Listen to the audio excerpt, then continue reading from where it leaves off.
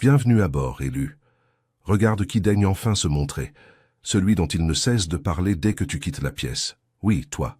Celui dont le nom circule à voix basse, comme une mise en garde, comme un souci que personne n'a eu envie de prendre en charge, comme un dossier qu'on a ouvert, fixé longuement, puis refermé sans bruit parce que personne ne savait quoi en faire. Ils ont dit des choses sur toi. Oh, ils en ont dit beaucoup. Ils ont dit « Ne t'approche pas ». Ils ont dit « Observe de loin ». Ils ont dit « Celui-là réfléchit trop ». D'abord ils ont ri, puis les rires se sont éteints, puis les chuchotements ont commencé. C'est curieux comme ça fonctionne. Tu connais déjà la blessure. Tu l'as ressentie bien avant d'avoir les mots pour la nommer. Être sous-estimé, être balayé d'un revers de main, être traité comme si tu étais lent, en retard, à la traîne, ou chanceux plutôt que lucide, délibéré et dangereux à ta manière silencieuse. Ils te parlaient de haut comme si tu devais t'incliner, comme si tu devais te faire tout petit, comme si la légende devait baisser la tête pour que les autres puissent se sentir grands pendant 5 minutes. Et regarde qui est nerveux maintenant. Parce que quelque chose s'est déplacé, pas bruyamment, pas sous les applaudissements. Ça s'est produit dans le silence, dans des pièces où tu n'étais même pas présent, dans des conversations qui se sont figées à l'instant où ton nom est apparu, dans ce basculement soudain où les gens ont cessé de te confronter directement et ont commencé à te contourner. Ce n'est pas ton imagination, c'est un schéma. Ils habitent un monde où tout doit être classé, maîtrisé, dominé. Les étiquettes les rassurent. Les systèmes leur donnent une impression de puissance. La prévisibilité leur permet de dormir la nuit. Et puis, il y a toi. Aucune étiquette ne tient. Aucune case ne t'enferme.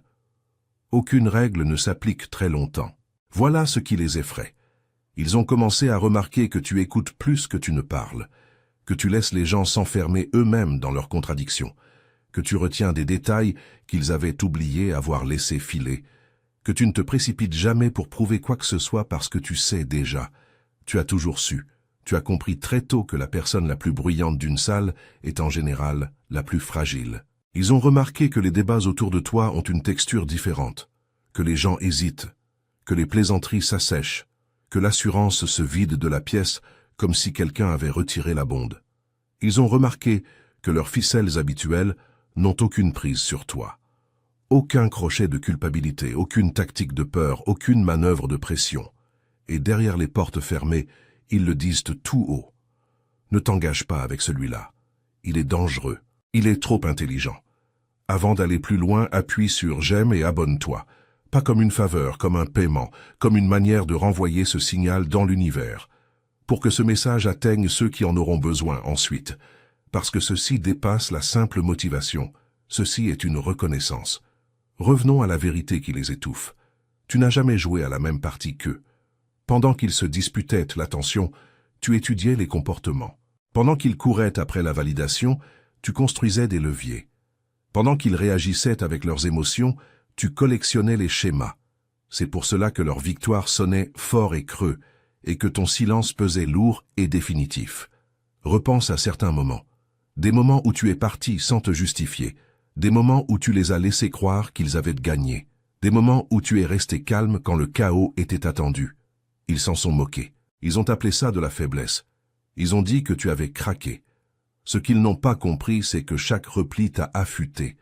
Chaque insulte t'a montré exactement où se trouvèrent leurs fissures. Chaque mensonge t'a révélé le fonctionnement de leur esprit. Tu n'étais pas absent. Tu récoltais. C'est ici que l'atmosphère change. C'est le silence qui suit la tempête. C'est le moment où le champ de bataille semble vide, mais où tout le monde sait qu'un événement irréversible vient de se produire. Ils le sentent. C'est pour ça que leur comportement a changé.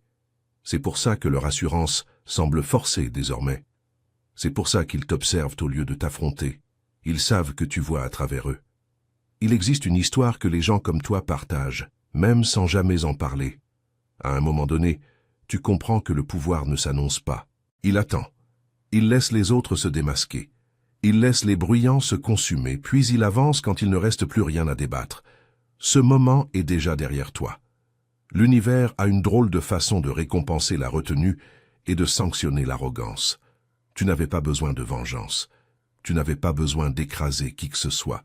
Tu es simplement devenu incontestable. Et maintenant, ils vivent avec les conséquences d'avoir sous-estimé quelqu'un qui avait 10 longueurs d'avance depuis le début. Ils chuchotent parce que parler fort reviendrait à confirmer leur peur. Ils évitent l'affrontement parce qu'ils savent qu'un seul geste net de ta part ferait s'effondrer toute l'illusion qu'ils ont bâtie autour d'eux-mêmes. Ils sentent que si tu pousses, tu ne réagiras pas avec émotion. Tu trancheras avec logique. Il ne s'agit pas d'ego, il s'agit de lucidité. Tu te tiens dans l'après, pas dans l'attente. La victoire a déjà eu lieu, le basculement est déjà verrouillé. Ce qui vient ensuite, c'est comprendre comment avancer à partir d'ici, avec précision, avec calme, et avec cette même menace maîtrisée qu'ils ont fini par respecter. Ce n'est pas ta force qui les effraie, c'est ton esprit, et ils ont raison d'avoir peur. Bien. Respire une seconde. C'est le point où la plupart des gens s'en vont, parce que le confort est plus facile que la vérité. Mais tu n'es pas là par hasard, et ils le savent. C'est ici que les vrais restent silencieux, se penchent en avant et laissent tomber le masque. Les murmures que tu entends à ton sujet ne sont pas des rumeurs. Ce sont des signaux, des avertissements, des consignes transmises entre des gens qui ont enfin compris qu'engager le combat avec toi est perdu d'avance. Alors si tu ressens cette traction en ce moment, ce calme étrange mêlé de curiosité, c'est ton signal. L'univers ne te demande pas de courir, il te demande de rester.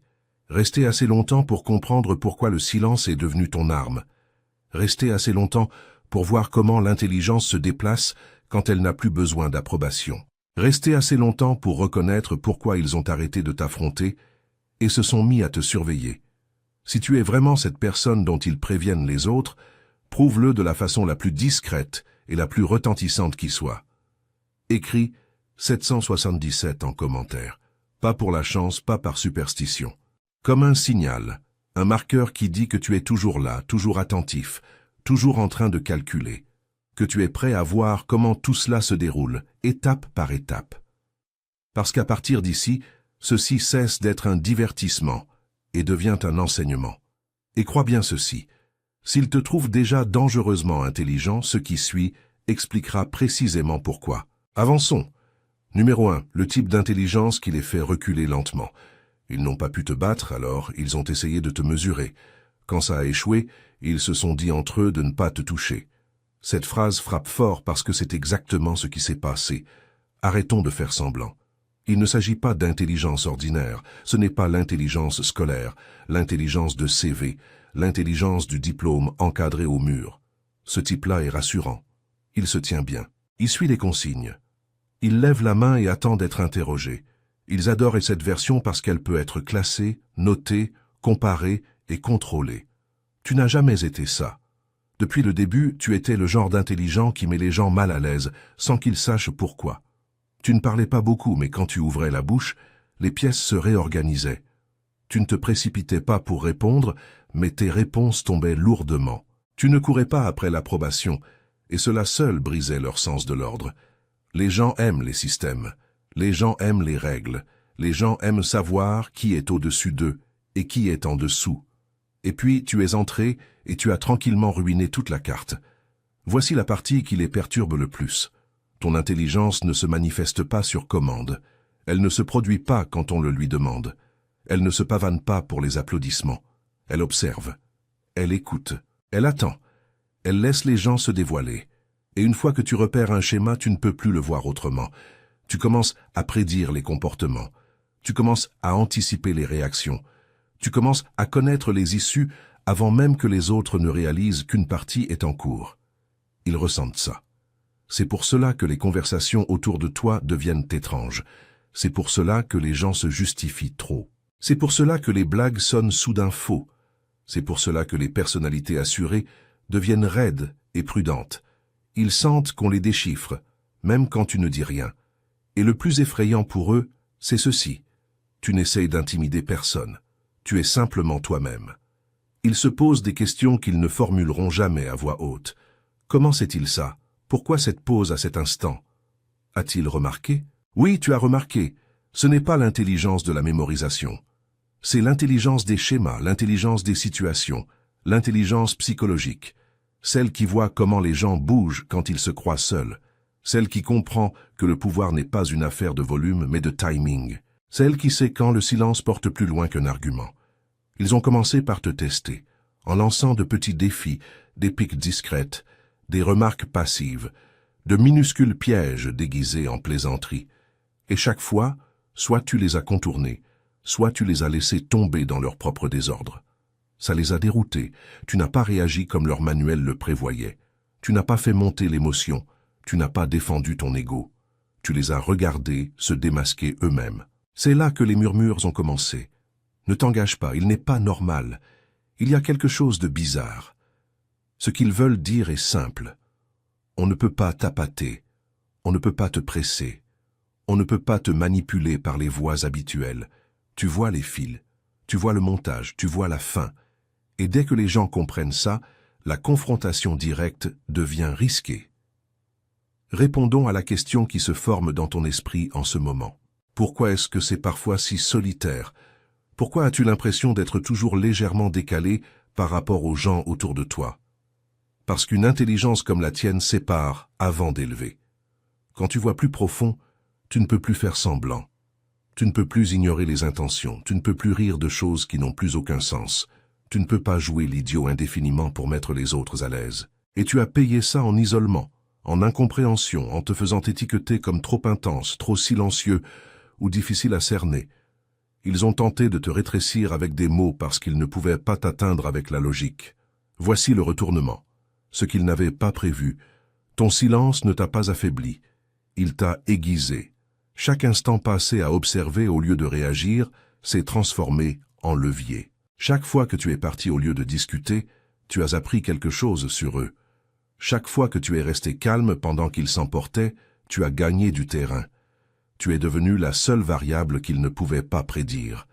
Et dans les systèmes bâtis sur le contrôle, l'imprévisibilité est une puissance. Vois-le ainsi.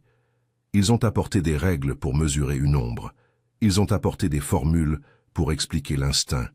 Ils ont apporté des grilles pour comprendre l'intuition. Et chaque fois, les chiffres les ont trahis.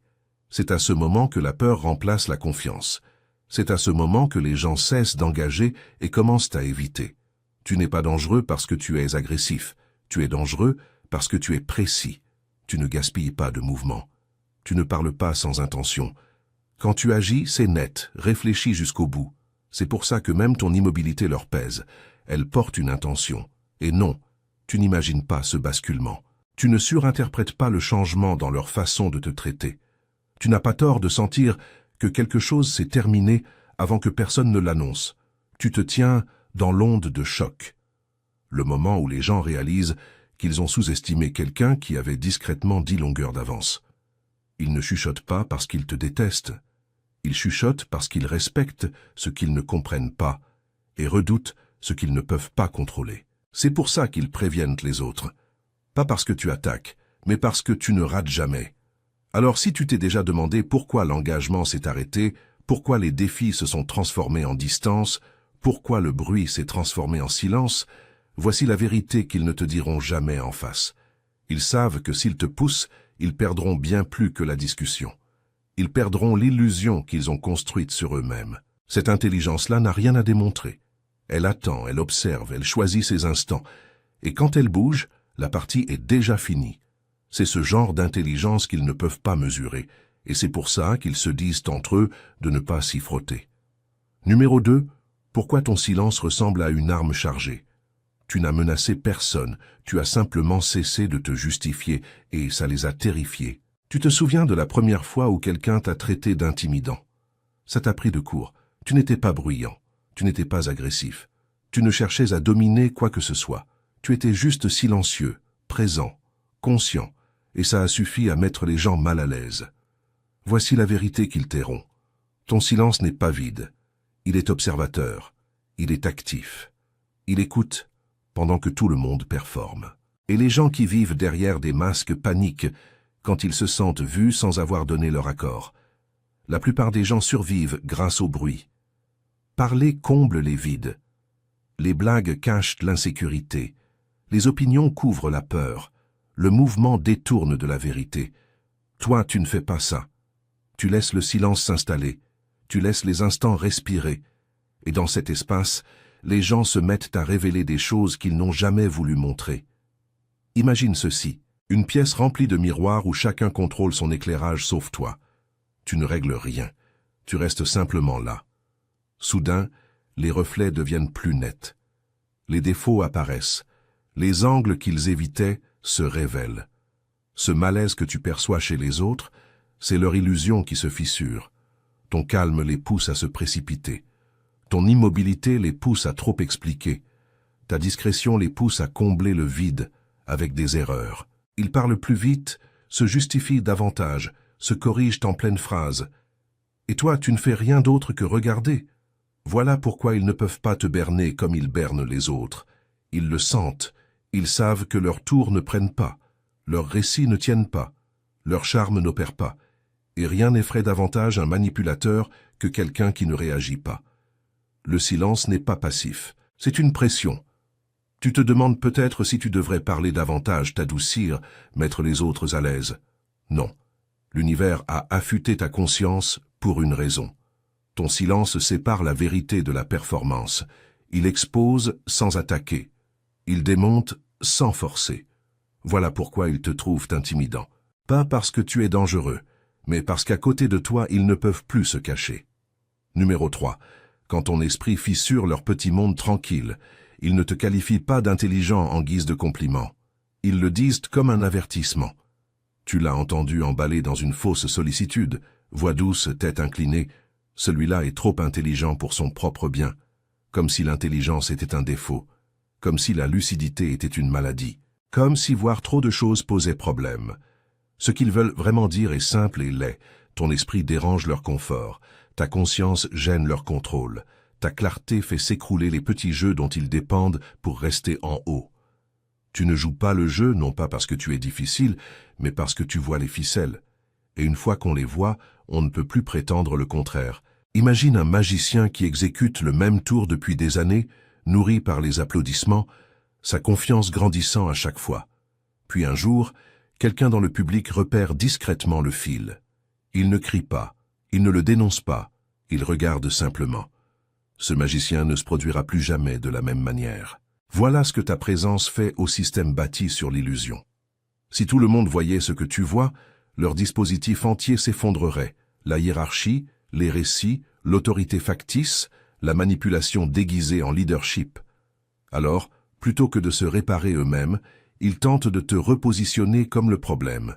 Ils transforment ton éclat en arrogance, tes questions en négativité, ton silence en mauvaise attitude. Les gens ne craignent pas l'intelligence. Ils craignent de perdre le contrôle à cause d'elle. Ils veulent des penseurs obéissants, des gens intelligents qui ne regardent pas de trop près, des esprits vifs qui s'arrêtent avant les conclusions dangereuses. Toi, tu ne t'es pas arrêté. Tu as continué. Tu as suivi la logique jusqu'au bout.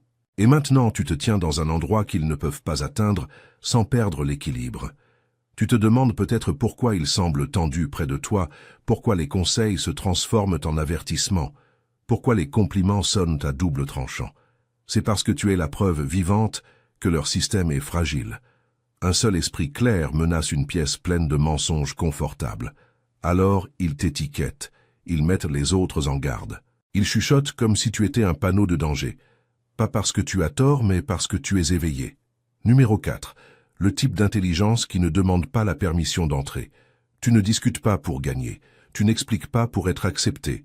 Et c'est exactement pour ça qu'ils ne peuvent pas t'atteindre. C'est ici que leur frustration devient obsession. Tu ne débats pas pour dominer les gens. Tu ne te justifies pas pour te sentir important.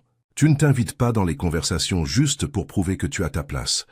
Tu interviens uniquement quand il y a de la valeur. Et quand il n'y en a pas, tu disparais sans t'excuser. Cette retenue les rend fous. Ils ont l'habitude des gens intelligents qui ont besoin de quelque chose. Des applaudissements, de la validation, de la reconnaissance, d'un signe de tête de la foule. Ces gens-là sont faciles à gérer. Complimente-les et ils s'attendrissent. Défie-les et ils s'emballent. Ignore-les et ils s'effondrent. Toi, tu ne fonctionnes pas comme ça. Tu ne cours pas après les réactions. Tu ne mendies pas la reconnaissance. Tu n'as pas besoin d'autorisation pour exister à ton niveau. Imagine ceci. Une salle pleine de gens qui crient pour être entendus et une seule personne assise calmement, sans rien dire. Qui, à ton avis, tout le monde finit par regarder? Un silence qui ne cherche pas l'attention devient une gravité. C'est toi. Et la gravité rend les systèmes nerveux, parce qu'elle déplace les choses hors de leur alignement. Ton indépendance te rend immunisé contre la flatterie. Les compliments glissent parce que tu sais déjà qui tu es. Les pièges de l'ego ne fonctionnent pas parce que tu n'as pas besoin de gagner socialement. La manipulation échoue parce que tu ne dépends pas de leur approbation pour avancer. Tu n'as pas besoin qu'on t'ouvre la porte. Tu n'as jamais demandé à entrer. Le pouvoir panique quand il ne peut pas négocier avec toi. Dans un monde bâti sur la perception, le statut et la monnaie sociale, tu es un problème. Tu ne fais pas commerce d'apparence. Tu ne te plies pas à la hiérarchie. Tu ne joues pas l'intelligence pour l'approbation. Tu l'appliques quand ça compte et tu la retiens quand ça ne compte pas. Ça te rend imprévisible, intouchable. Tu te demandes peut-être pourquoi les gens hésitent soudain avant de parler près de toi, pourquoi ils ne savent pas comment t'aborder, pourquoi ils tâtent le terrain puis reculent. C'est parce que tu fonctionnes sur ta propre fréquence, et ils savent qu'elle ne peut être ni ajustée, ni achetée, ni forcée. Ce n'est pas de l'arrogance, c'est de l'autonomie. Et rien n'effraie plus un système qu'un esprit qui n'a pas besoin de permission pour bouger. Numéro 5. Pourquoi ils prennent des notes sur toi en secret? Ils ont cessé d'essayer de te battre. Maintenant, ils essaient de te comprendre. C'est là que la peur s'installe. À un certain moment, la curiosité a remplacé la confiance. Tu l'as senti avant de le comprendre. Ces regards qui s'attardent une seconde de trop. Ces conversations qui s'interrompent quand tu entres. Ces gens qui rejouent dans leur tête des choses que tu as dites, des jours plus tard en essayant de décoder ce qui leur a échappé. Ils t'étudient désormais. Pas ouvertement, discrètement, prudemment, comme le font ceux qui réalisent qu'ils ont sous-estimé quelque chose de dangereux. Ils regardent comment tu te déplaces. Pas vite, pas précipitamment, avec intention. Ils remarquent que tu ne parles que lorsqu'il y a un propos et que tu t'arrêtes quand il n'y en a plus. Ils notent que tu ne surexpliques jamais, ne te justifies jamais, ne te défends jamais contre les suppositions. Tu laisses la tension habiter la pièce sans l'absorber. La plupart des gens se démènent pour évacuer la pression. Toi, tu la laisses exposer tous les autres. Imagine ceci. Une scène pleine d'acteurs assoiffés d'applaudissements, et dans le public, une personne qui n'applaudit jamais, ne siffle jamais, se contente de regarder. Les interprètes commencent à ajuster leur jeu pour cet unique spectateur. Voilà ce que fait ta présence. Tu déplaces le projecteur sans y toucher. Tu ne réagis pas, tu observes, et ça casse leur manuel.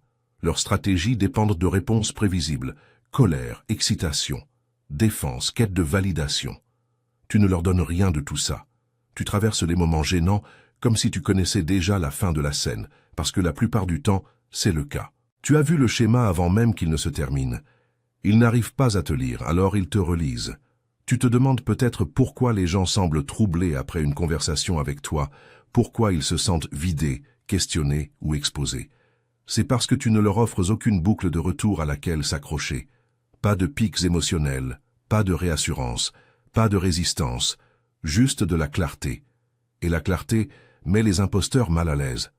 Alors ils étudient, ils comparent leurs notes, ils analysent les pauses, le ton, le timing, pas parce qu'ils t'admirent, mais parce qu'ils cherchent à se protéger. Quand l'engagement échoue, la surveillance commence. Ils n'apprennent pas à te copier, ils apprennent à ne pas perdre contre toi. Numéro 6. La clarté qui fait s'écrouler tout leur montage. Tu n'as pas remis en cause leur intelligence, tu as révélé qu'elle n'avait jamais été réelle. C'est ici que les vrais dégâts se produisent. Pas bruyamment, pas dramatiquement, mais proprement. Tu entres dans un fouillis qu'ils ont passé des mois à habiller, et en quelques minutes, tu vois le plancher. Pas parce que tu vas vite, mais parce que tu n'es pas distrait. Tu réduis le problème à ce qui compte vraiment et soudain, la solution devient évidente. C'est impardonnable à leurs yeux.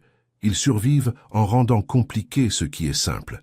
Jargon sans fin, réunions sans fin, cadres méthodologiques sans fin qui ne disent rien. La confusion est leur camouflage. Tant que personne ne comprend ce qui se passe réellement, personne ne demande qui est réellement compétent. Et puis tu arrives et tu tranches calmement tout ça. Imagine ceci, un groupe de gens gardant fièrement un labyrinthe qu'ils ont construit comme s'il était génial.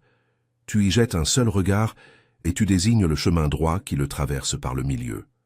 Pas de drame, pas de vantardise, juste de la justesse. Le labyrinthe perd instantanément son pouvoir. Et les gens qui se cachent derrière aussi. Tu ne les humilies pas volontairement. Tu ne cherches même pas à démasquer quiconque. Tu dis simplement la vérité d'une manière qu'on ne peut pas contester. Et c'est justement là le problème. Parce que dès que la clarté entre dans la pièce, les excuses meurent vite. La complexité est leur bouclier. La simplicité est ton arme. Ils s'agitent quand tu parles, esquivent, ajoutent des couches inutiles, changent de sujet, parce qu'ils savent ce qui vient de se produire. L'illusion s'est fissurée. Leur autorité reposait sur le fait que personne ne voyait clair, et tu viens d'allumer la lumière.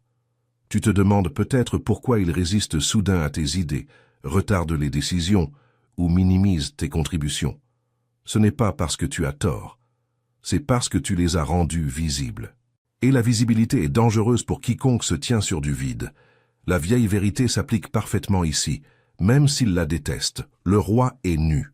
Et tu ne l'as pas crié, tu ne t'es pas moqué, tu l'as simplement remarqué. C'est pour ça qu'ils chuchotent maintenant. C'est pour ça qu'ils préviennent les autres. Parce qu'une fois que quelqu'un comme toi existe dans le système, faire semblant cesse d'être une option. Numéro 7. Pourquoi ton départ a ébranlé toute leur hiérarchie? Ils croyaient que le rejet t'affamerait. Ils n'ont jamais imaginé qu'ils te libéreraient. Ils étaient vraiment convaincus que tu voulais une place à leur table. C'était l'hypothèse qui tenait tout leur monde debout. Ils prenaient ton silence pour de la patience, ta distance pour de l'hésitation, ta retenue pour de la peur. Dans leur esprit, tu attendais la permission d'appartenir. Puis tu as regardé de plus près. Tu as vu sur quoi cette table reposait réellement. Des mensonges discrets empilés sur des mensonges plus anciens. Des accords conclus de mauvaise foi. Des gens qui hochent la tête tout en avalant des morceaux d'eux-mêmes juste pour rester invités. Des sourires qui coûtent trop cher. Une loyauté achetée par la peur. Un pouvoir maintenu par la manipulation, pas par le mérite. Et tu es parti. Cette seule décision a frappé plus fort que n'importe quelle confrontation. Pas de dispute, pas de sortie théâtrale, pas d'annonce. Juste une absence. Et l'absence fait un bruit assourdissant quand quelqu'un comptait sur ton besoin. Imagine ceci. Un groupe gardant un trône qui ne fonctionne que si tout le monde croit qu'il compte. Puis une personne se lève, quitte la pièce et construit mieux ailleurs.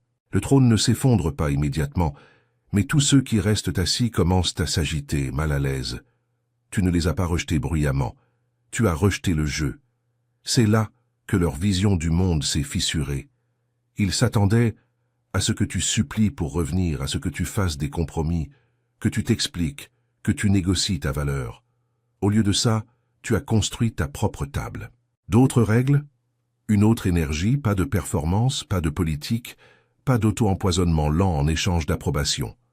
Rien n'insulte davantage un système fragile que quelqu'un qui prospère sans lui. Tu te demandes peut-être pourquoi ils paraissent soudain amers, dédaigneux ou étrangement obsédés par toi. C'est parce que ton indépendance a révélé une vérité qu'ils ne peuvent pas fuir.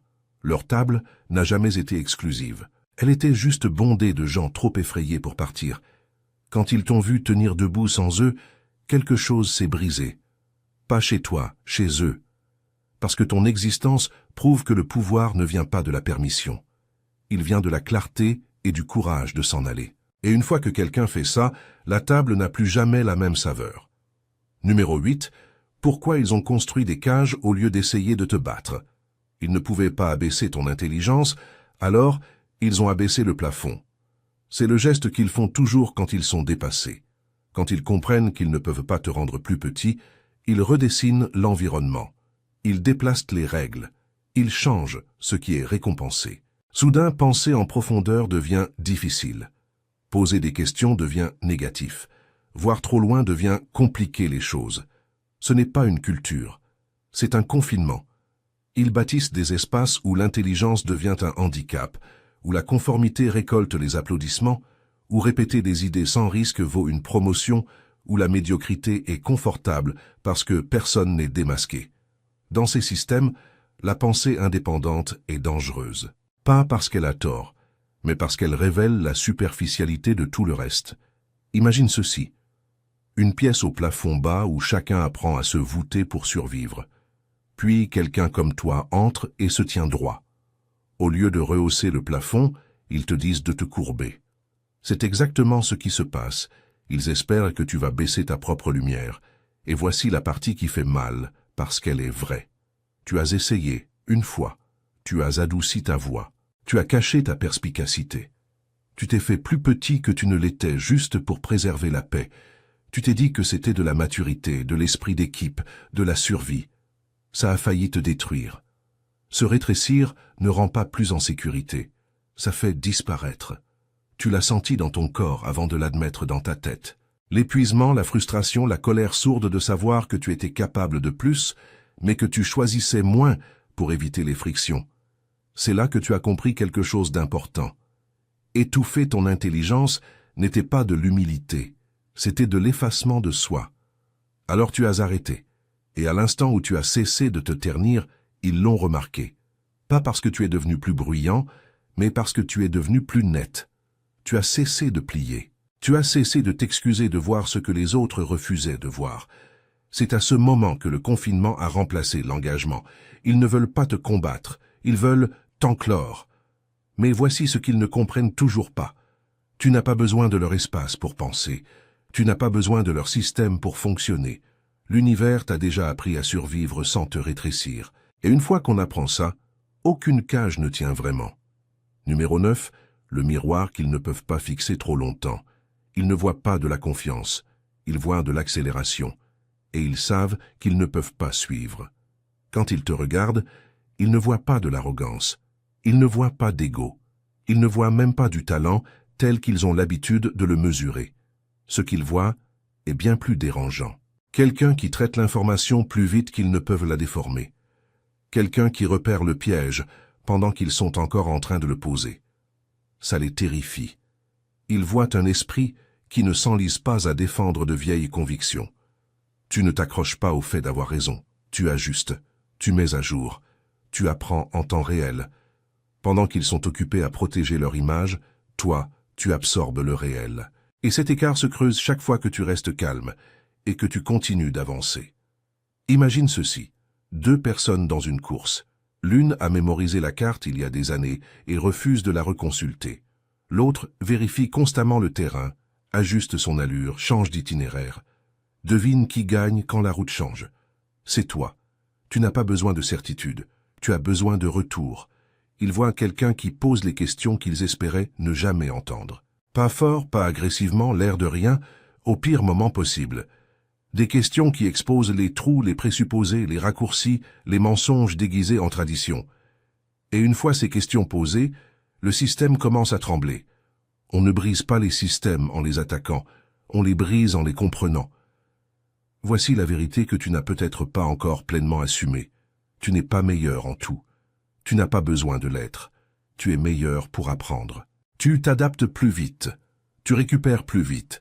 Tu repères les schémas plus vite. Et chaque cycle te rend plus difficile à prévoir. Ils détestent ça parce que l'apprentissage ne se contrôle pas. Les titres expirent. L'autorité s'estompe. L'expérience se périme. Mais celui qui apprend ne cesse jamais de devenir plus fort. Chaque échec devient une donnée. Chaque erreur devient un levier. Chaque moment de silence devient une mise à niveau. Alors quand ils te regardent, ils ne voient pas un rival qu'on bat une fois. Ils voient une trajectoire qu'ils ne peuvent pas interrompre. Quelqu'un qui débordera de chaque boîte qu'on tentera de placer autour de lui. C'est pour ça que les regards s'attardent. C'est pour ça que les murmures s'aiguisent. Ils n'ont pas peur de qui tu es. Ils ont peur de qui tu es en train de devenir. Numéro 10, l'avertissement qu'ils font circuler quand tu n'es pas là. Tu n'es pas intimidant. Tu es clarifiant. Et la clarté humilie ceux qui vivent d'illusions. Voici la partie qu'ils ne te diront jamais en face, aussi proche qu'ils prétendent être. Tu es ce genre d'intelligent qui fait sentir aux gens intelligents qu'ils sont moyens. Pas stupides, moyens. Et pour des gens qui ont bâti toute leur identité sur le fait d'être les plus affûtés de la pièce, cette prise de conscience coupe profond. Quand tu entres dans un espace, tu ne le domines pas. Tu le recalibres. Le niveau de référence se déplace. L'énergie change. Soudain, ceux qui mènent d'habitude la conversation ralentissent. Ceux qui adorent t'expliquer se mettent à hésiter. Ceux qui ne s'appuient que sur leur assurance commencent à douter d'eux-mêmes. Tu ne les as pas défiés. Tu n'as pas concouru. Tu as simplement existé à un niveau qu'ils n'atteignent pas.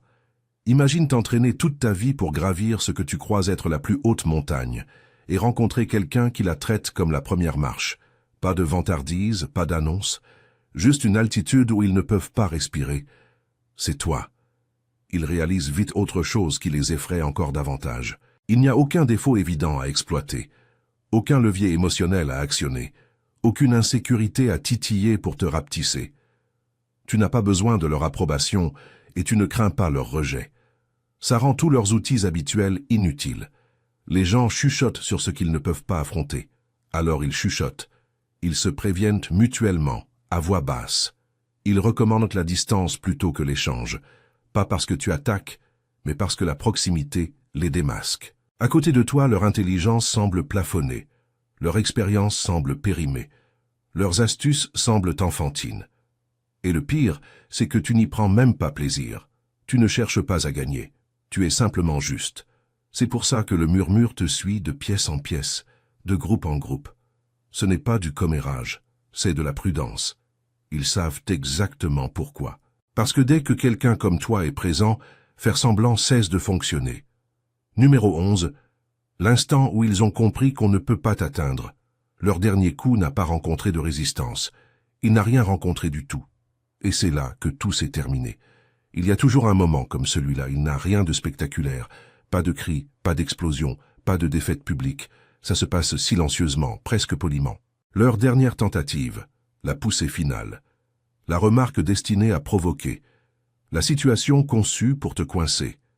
La pression qu'ils croyaient capable de forcer enfin une réaction. Et tu n'as pas mordu à l'hameçon. Ce silence n'était pas de la confusion, c'était de la maîtrise.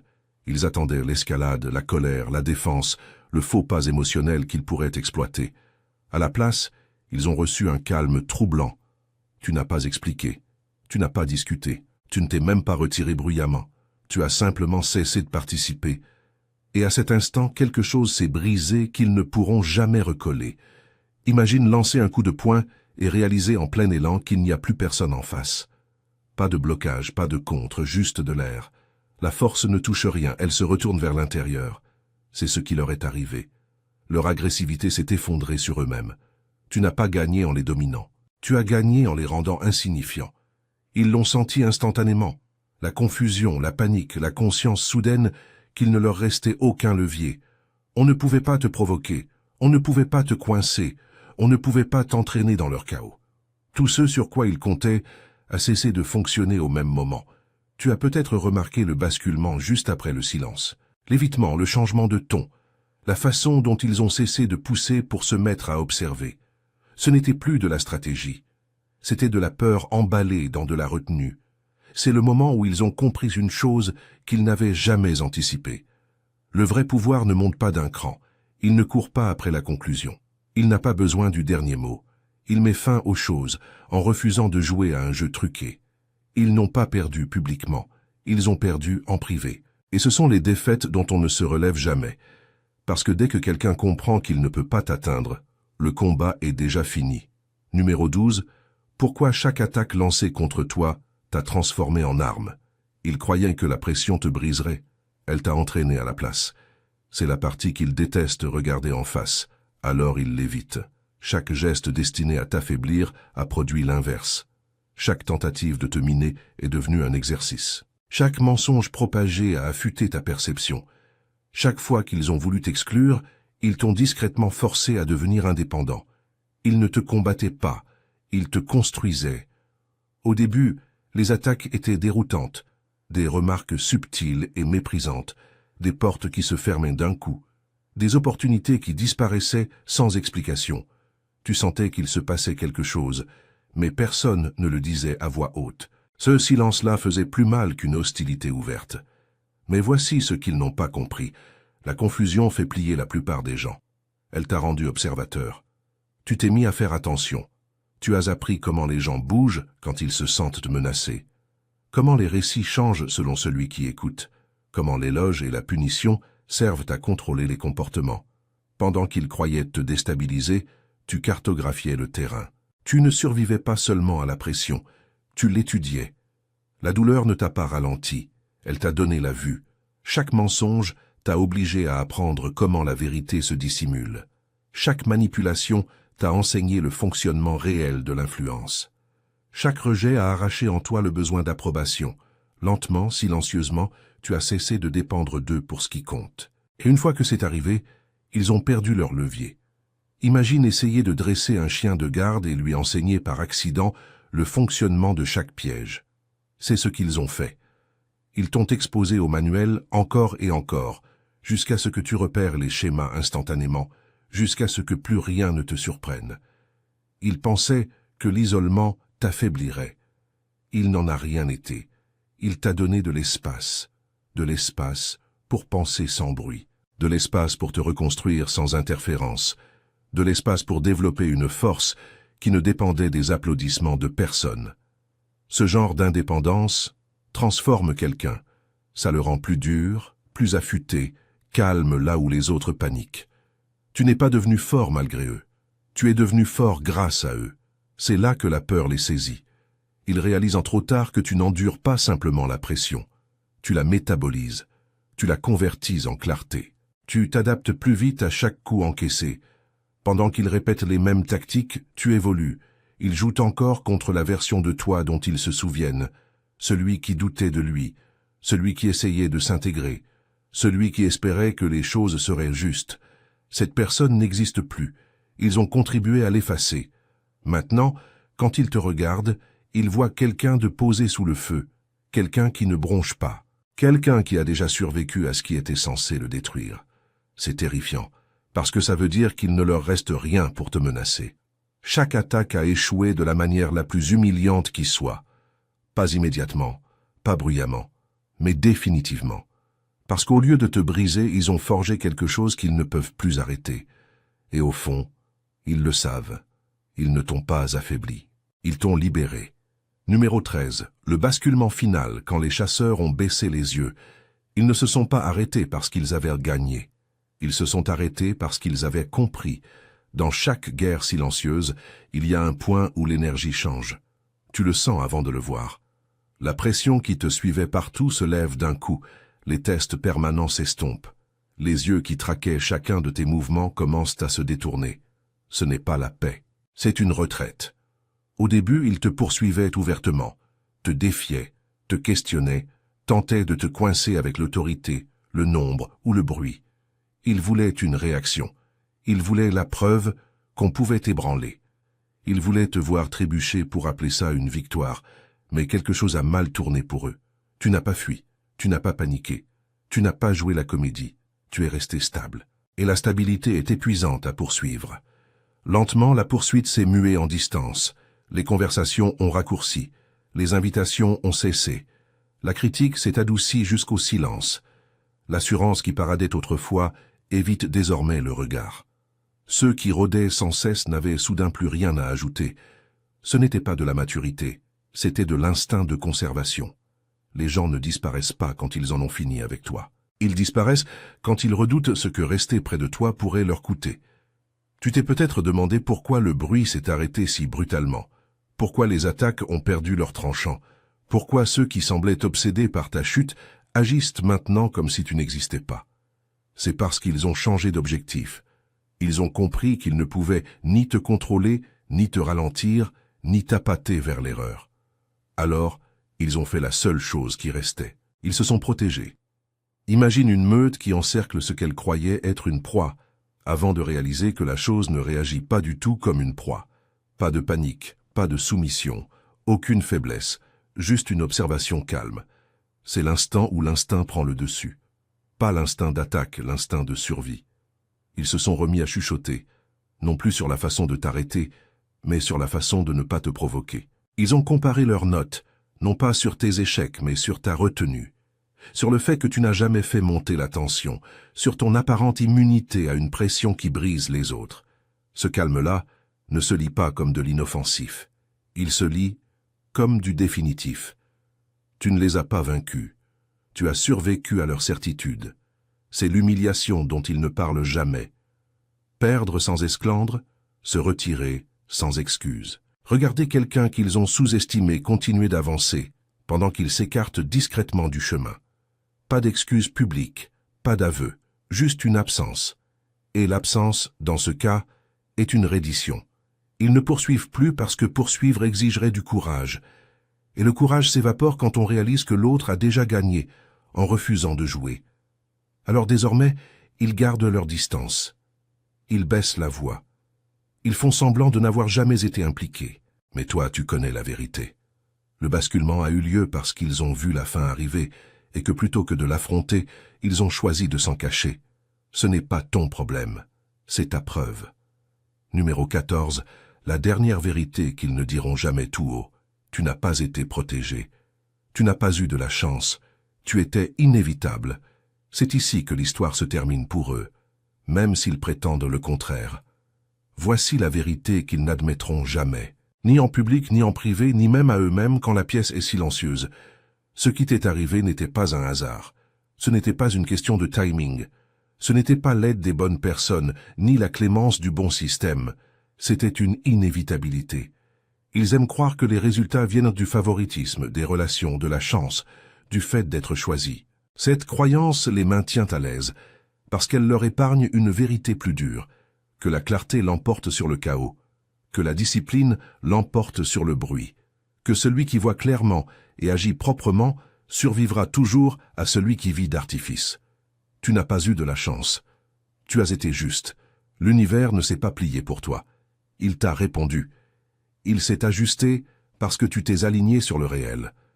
Pendant que d'autres discutaient avec ce qui se passait, toi, tu l'observais. Pendant que d'autres tentaient de forcer les résultats, toi, tu te positionnais. Pendant que d'autres réclamaient la permission, toi, tu agissais au bon moment et restais immobile quand ce n'était pas le moment. Les gens inévitables ne se précipitent pas. Ils arrivent. Ils ne le diront jamais, mais ils le savent. Ils savent que même si les circonstances étaient réinitialisées, même si les rôles étaient échangés, même si le plateau était remis à zéro, tu finirais quand même ici. Peut-être pas de la même façon, peut-être pas à la même vitesse, mais toujours en avant, toujours en adaptation, toujours en apprentissage, toujours au-delà de la limite qu'ils ont tenté de t'imposer. C'est ça qui les hante. Ils peuvent accepter de perdre face à la chance. Ils peuvent accepter de perdre face au pouvoir. Ils peuvent accepter de perdre face à l'injustice. Ce qu'ils ne peuvent pas accepter, c'est de perdre face à quelqu'un qui a simplement mieux compris le jeu et refusé d'y jouer de la mauvaise manière. Tu n'as pas été aidé. Tu as été préparé. Chaque revers t'a entraîné. Chaque retard t'a affiné. Chaque période de silence a aiguisé ton jugement. Tu n'es pas devenu ça par accident. Tu es devenu ça en faisant attention pendant que les autres étaient distraits, en restant calme pendant que les autres paniquaient, en choisissant la clarté pendant que les autres choisissaient le confort. L'univers ne récompense pas le bruit, il répond à la précision. C'est pour ça que tout semble définitif à présent. Aucune affaire en suspens, aucun fil qui pende, aucun besoin de prouver quoi que ce soit. Les murmures ont déjà suivi leur cours, les avertissements ont déjà été lancés, la distance a déjà été creusée, leur chapitre avec toi est refermé. Ce qui vient ensuite ne les concerne pas du tout. C'est la phase où tu cesses d'être quelqu'un à qui l'on réagit et où tu deviens quelqu'un que l'on anticipe, où ta seule présence déplace les résultats, où tu avances sans explication et où les choses se mettent quand même en place. Non pas parce que quelqu'un t'aide, mais parce que la réalité reconnaît la constance quand elle la croise. Ils ne l'admettront jamais. Ils le reformuleront. Ils le minimiseront. Ils se raconteront des histoires qui leur permettent de dormir la nuit. Mais la vérité reste là, calme et intacte. Tu n'as jamais été une exception. Tu étais un résultat. Et à partir d'ici, l'histoire t'appartient entièrement. Alors voilà où l'on referme. Pas bruyamment, pas dans l'émotion. Calmement, complètement. Tout ce que tu viens de voir n'était ni du battage, ni une coïncidence, ni un élan passager. C'était de la clarté qui s'accumule avec le temps. Les murmures n'étaient pas des rumeurs, c'étaient des avertissements. Et maintenant tu comprends pourquoi ce chapitre est clos. Ce qui vient ensuite n'a besoin ni de permission, ni d'applaudissements, ni d'explications. Ça avance, tout simplement. Si ça a frappé là où ça devait frapper, verrouille-le. Aime la vidéo.